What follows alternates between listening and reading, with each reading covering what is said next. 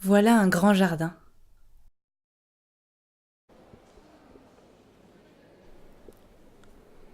Ici vit un être centenaire.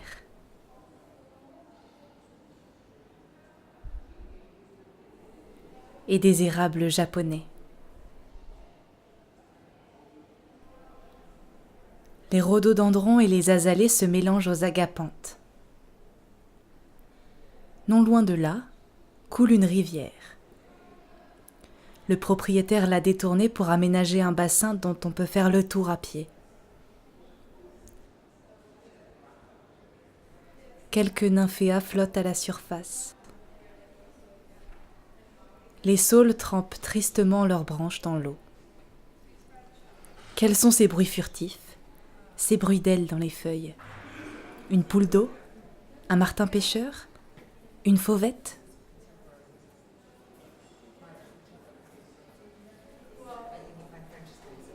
Le visiteur qui souhaite explorer le jardin pourrait, par exemple, s'engouffrer derrière ces grands arbres qu'il voit là-bas. Un petit sentier serpente peut-être entre les hautes herbes, qui laisse apparaître les premières giroflées, dévoile un myosotis. Qui sait, révèle un peu plus loin une petite collection de monnaies du pape et de Julienne des Dames.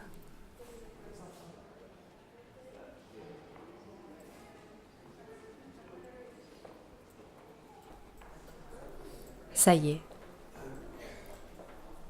il a quitté le jardin d'eau.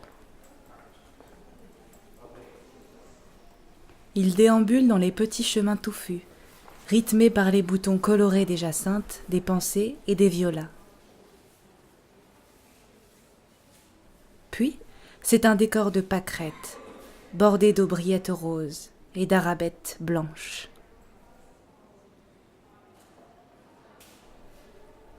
S'il s'aventure un peu plus loin, il croisera les grands hybrides, narcisses, jonquilles et tulipes.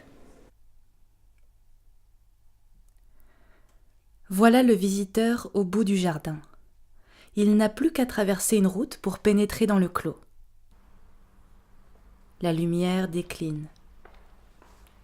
L'après-midi touche à sa fin. Une grande allée de gravier ocre le conduit jusqu'à la maison. Il passe sous des arches métalliques, à ses pieds courent les capucines. Les glycines s'enroulent autour des bancs. Le promeneur s'arrête un instant. Il prête l'oreille à un merle et à un étourneau.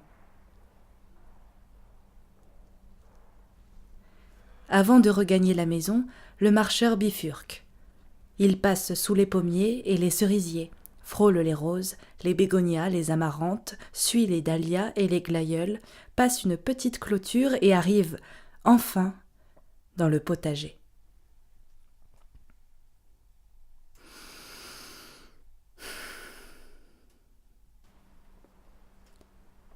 Les odeurs sont différentes ici. Un parfum riche monte du sol. Les chaussures s'enfoncent dans la terre meuble. Elles laissent leurs empreintes profondes entre les laitues romaines et celles de Versailles. Ils se faufilent entre les choux-fleurs nains d'Erfurt, les pommes de terre quarantaines de la Halle, les abondances de Montvilliers, les carottes demi-courtes de Croissy. Ils voyagent à travers les plates-bandes où s'organisent les choux de Milan et de Bruxelles, les épinards de Castillon, le céleri plein blanc doré chemin, les poireaux monstrueux de 40 ans. Ils visitent les gros de Gennevilliers, les navets blancs de Meaux, les pois hâtifs d'Annonay. Ils se présentent aux princes Albert et aux ducs d'Albanie. Il effleure le romarin, le thym, la sarriette. Il caresse la sauge et l'origan, cueille une feuille d'oseille et d'estragon.